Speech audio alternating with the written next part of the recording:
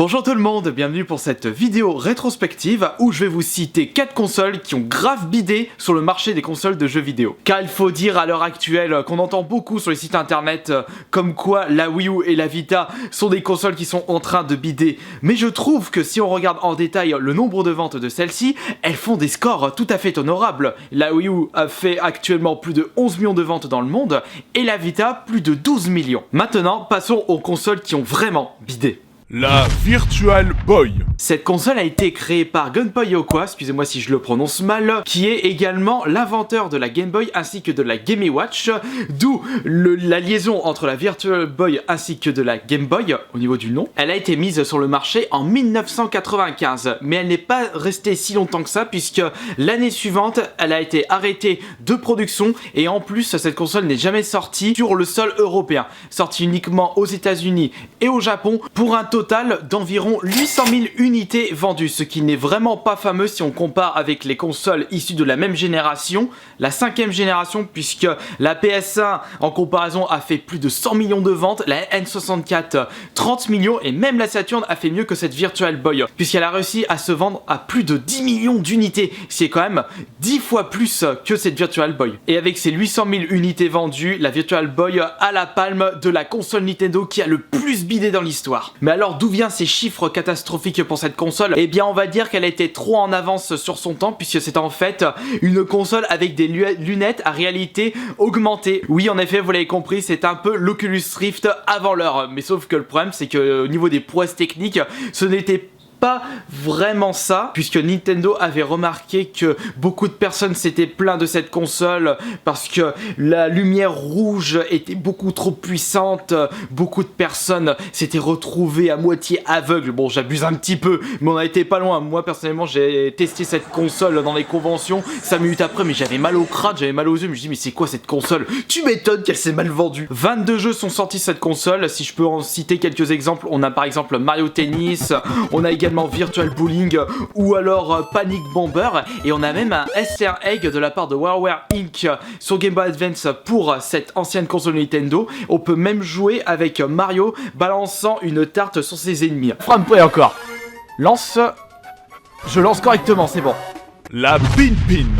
Derrière ce nom barbare complètement incompréhensif se cache une console de chez Apple. Ils n'ont pas été que sur le marché du PC et des smartphones, ils ont également sorti une console. Elle est sortie la même année que la Virtual Boy, c'est-à-dire en 1995 pour une fin de production en 1997 à cause de ses ventes complètement misérables puisqu'elle s'est vendue à seulement 42 000 exemplaires. Elle n'est jamais sortie sur le sol européen, seulement au Japon, aux États-Unis et aussi au Canada. Seulement une vingtaine de jeux sont sortis sur cette console et maintenant si on regarde en détail les ventes de cette Pin-Pin par rapport à la Virtual Boy, on pourra dire que la Virtual Boy s'est très bien vendue puisque ces deux consoles font partie de la même génération, la 5e. L'Amiga CD32.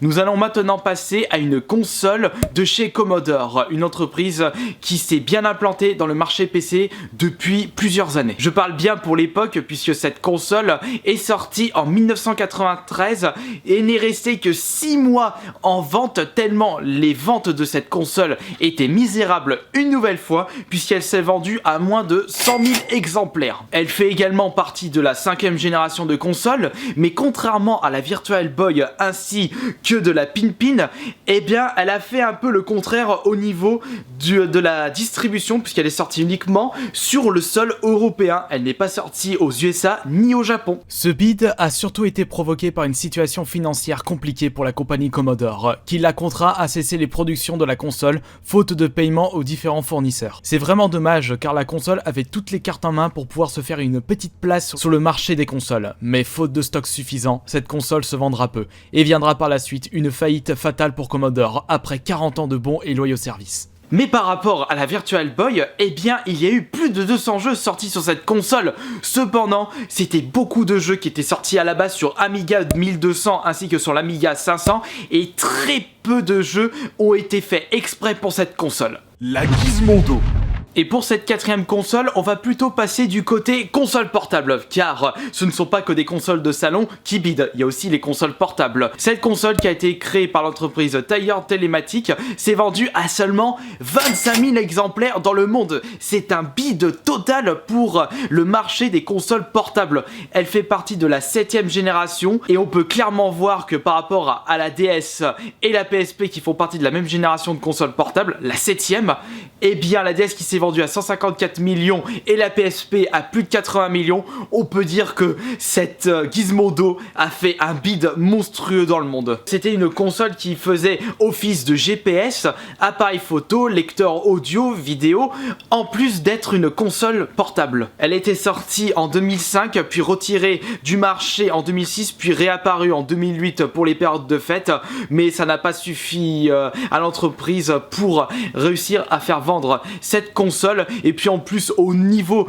du nombre de jeux sortis sur cette console, eh ben, il n'y en a eu que 14. Mais il n'y avait pas que des jeux totalement inconnus du grand public. On a eu le droit à un FIFA 2005 ou un SSX 3, mais bon, c'était des jeux qui étaient sortis à la base sur N-Gage, une autre console portable, mais celle-ci faisait office de téléphone portable. Et voilà, c'en est terminé pour cette vidéo où je vous ai cité 4 consoles qui ont vraiment bidé sur le marché des consoles de jeux vidéo. Bien entendu, je ne vous ai pas cité tous les exemples, je pense certainement qu'il y a d'autres consoles qui ont vraiment bidé, bah vous pourrez me les dire dans les commentaires. Et puis il y a aussi, j'ai eu également droit à quelques surprises lorsque je faisais quelques recherches sur internet, enfin pour pas dire Wikipédia, puisque à la base je voulais mettre la 3DO, mais je me suis rendu compte que ces consoles se sont très bien vendues par rapport à celles que je vous ai citées. Enfin, j'espère que cette petite vidéo vous aura plu. À la prochaine.